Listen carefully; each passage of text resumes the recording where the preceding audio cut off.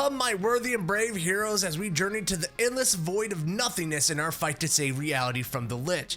Welcome back to Drnkie Indie, everybody. I'm Drnkie, and this is our weekly indie review, Buy or Skip.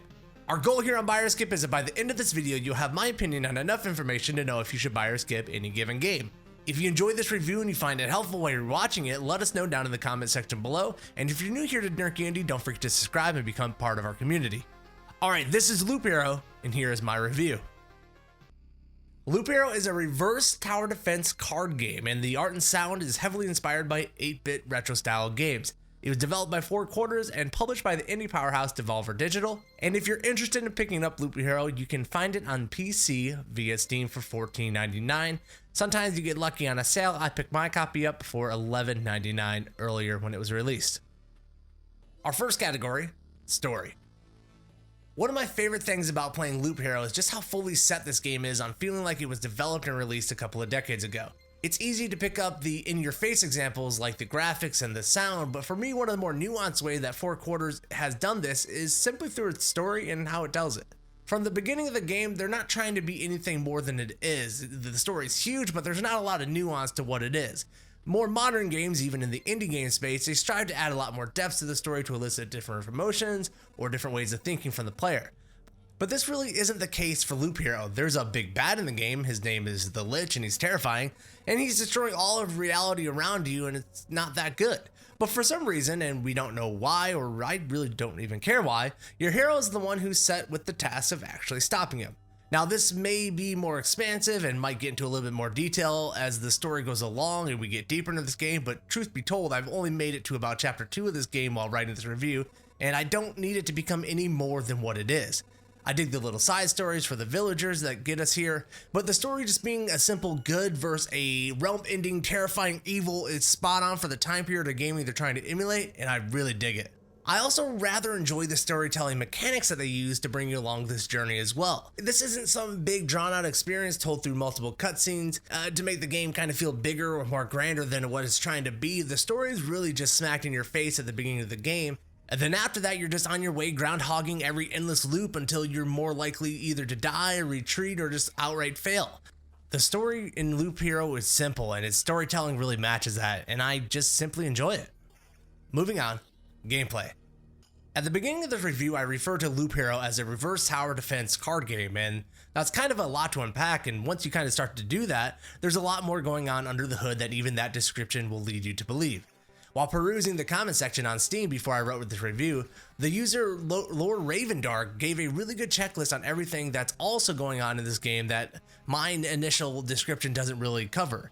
It's a roguelike, it's a deck builder, it's an auto battler, resource manager, settlement manager, and it's also a dungeon builder. I'm really glad that I ran across that list because I really didn't start to think about this game in those terms until I saw those.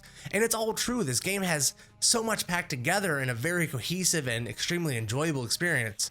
So let's unpack all that and try to explain how this game works on a round-to-round basis. You begin each round of this game on a new board, or a loop as they call it. This loop is procedurally placed with each playthrough being different, having different shapes and different paths created along this loop. You also begin with a hand of cards that includes different tile pieces that can alter a segment of this loop, or be placed outside that loop to augment the loop, the enemies, or even the hero passing by. You will travel around the loop gaining new cards through various activities, placing them until you have placed enough to summon the level's boss, and then after you defeat this boss, you can either return back to base with all your resources, or you can keep just looping it endlessly and collecting more and more as it gets more challenging. And just for tips, by the way, every time you complete a loop around the map and you pass your campfire, all the enemies become more difficult. But don't be too afraid, because in this game, as it gets harder, you are equipped increasingly with better gear that you find off the monsters, and you eventually level up your character and you get new abilities for each level. All this is done procedurally, and the way you play the game and play the board can actually make the game more difficult for yourself. It's all really it's really intense. Outside of this loop gameplay, you also have a base to create and maintain, in which doing so will garner you more resources and cards to take inside of the loop. Upgrading this base will also give you more classes to play as. So far I've played as the base knight, the rogue, and the necromancer, all which have wildly different playstyles. In fact, some of the items that you get to play as you can't even use on other classes, right? Like a rogue can dual wield weapons while a necromancer can't use weapons at all. It's amazing how much this game has to offer. I really feel like I'm only scratching the surface of what's involved in this game for this review, but just know that every category that I listed above in that checklist, it has Inception-like levels of depth to them. And for a game that is incredibly simple from its graphics, you will actually be incredibly impressed by it and maybe even intimidated by how much there is to master in this game. But that all leads to an extremely rewarding game that has me rushing to YouTube for tips and game analysis. This game is deep and you'll love every minute of that. Next up, graphics. If you haven't noticed by now, this game is different. And for those who are old enough to remember playing games on the old cream-colored Macintoshes, then there is a level of nostalgia in this game that just makes my heart bleed with happiness. There is so much in this game that is trying to put you back to a simpler time in gaming, that there is even a CRT filter in this game for the graphics. And when you have it on, which is by default, the game has not only more contrast and is overexposed, but also has my favorite part, which puts tiny fake lines and this faux roundness effect on your monitor. It's amazing. And when looking at this game, you can kind of see how a developer limiting itself inside of a style can actually enhance the game visually for a player. When looking at this game, you can see how limiting yourself inside of a style can actually enhance the game visually for the player. Where a lot of pixel art games kind of run wild now with what they're trying to do and not really putting limitations on themselves, they end up making a mess. But this game, as we talked about earlier, takes a lot of its cues and its limitations from the 8-bit era of gaming, think the NES and the floppy disk. And these limitations not only ground the gameplay, but ground the player into a style of thinking that lets you simply learn the game a little bit better. All of the characters and the monsters and the tile pieces, they're all really simple in their design, and a lot of them achieve this design with only 2 colors. That enhances the player experience. And even your main character and loot board is a 1-color stickman. I don't get lost in what the character looks like on the board, I get more interested in the board. But where Loop Hero does update this old look is with a more expansive and stylized color palette. This game's muted colors are absolutely beautiful and are near, if not a masterpiece of the pixel art style. I couldn't get over how much was in this game and how it just felt rooted in not only the present, but as well as the past. One of my favorite things that the art team was able to accomplish was the amount of black that it used in this game without making things feel too heavy. And there are times that I could tend to lose my main character on the loot board, and that definitely led to some frustrations near the end game where every level gets a little bit crowded. But overall, it's pretty striking how readable the game is and stays with so much going on the board. Playing Loop Hero is one of the best nostalgic trips I've been on in a long time. And while other games replicate a throwback retro style, I'm not sure if any other modern game does as good a job at actually making you feel like the game that you're playing was made in the late 80s or really early 90s. It feels like a game that I pulled out of a time machine and somehow still had a PC that had a floppy disk drive for me to go ahead and play it. Our next category, sound. If you have loaded up this game or watched this review up until this point and you somehow feel like all the graphics that are inside of Loop Hero have not placed you back in time to a more innocent time of game development, then the soundtrack and the sound effects have got you covered. Let's start with the soundtrack here. It should be noted that as you're listening to this review, you hear a lot of the soundtrack behind my voice, and that all of this is available to you separately on Steam from the base game for $7.99. If you at all feel for any reason you should not pick up this game to play, you should definitely just enjoy the soundtrack on its own. It's amazing. I think one of the biggest keys to the success of any roguelike game would be the soundtrack and having it be on the caliber that this game delivers. This is a game genre that lends itself to being played over and over for hours on end while you're staring at relatively the same things. But even though I noticed I was playing in the same levels over and over, the one thing that I never recognized that I'm hearing on repeat is the soundtrack. This soundtrack is not only a hit all into itself, but it also serves as a really great background music to anything that you're going to be doing. Whether you're looping into the void for hours on end or writing and editing a review for a game about looping into the void for hours on end, this soundtrack is a perfect fit and I deeply suggest it. I'm in love with this soundtrack. To accompany this soundtrack, let's talk briefly about the sound effects in Loop Hero. This game is hilariously great at what it's trying to do with the sound effects.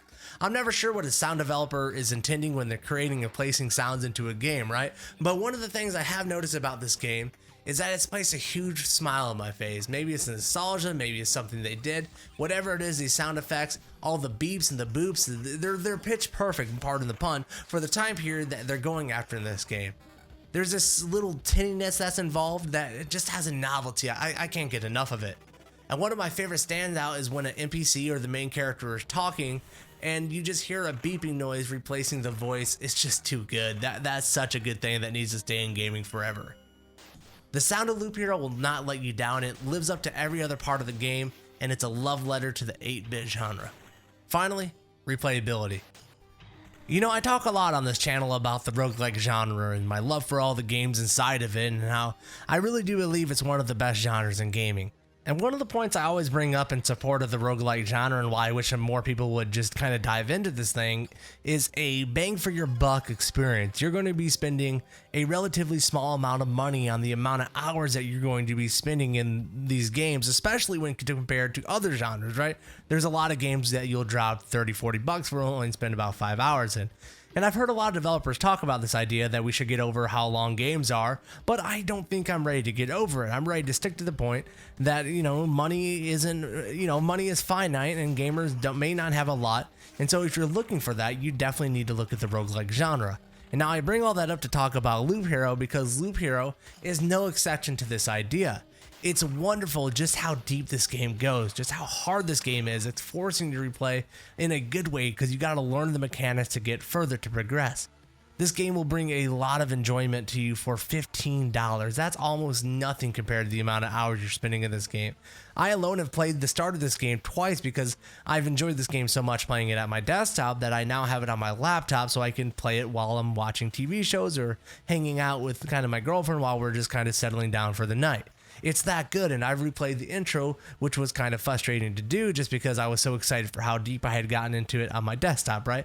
I'm just trying to tell you that the replayability of this game is huge. You're going to be loving Loop Hero. You're going to be playing it for hours on end, and if this is a category that makes or breaks you buying a game, then you should definitely buy it based on its replayability. Buy or skip Loop Hero. When I first looked at this game, I knew that it looked beautiful and it was going to play really well because of its Devolver Digital pedigree. They only publish really good indie games. But what I didn't expect to do when I picked up Loop Hero was be this far deep hours-wise. I have spent hours and hours on this game, just absolutely enthralled with it. If you're a fan of multiple genres just being blended together into a really enjoyable, cohesive experience, you want something to play for hours on end, you want something to just dig your teeth into, then Loop Hero is an absolute buy.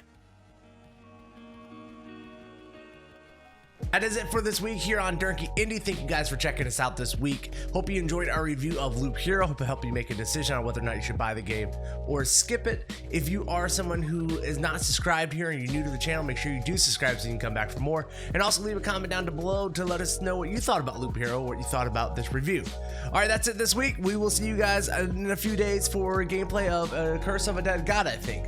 That's the video. Bye, everybody.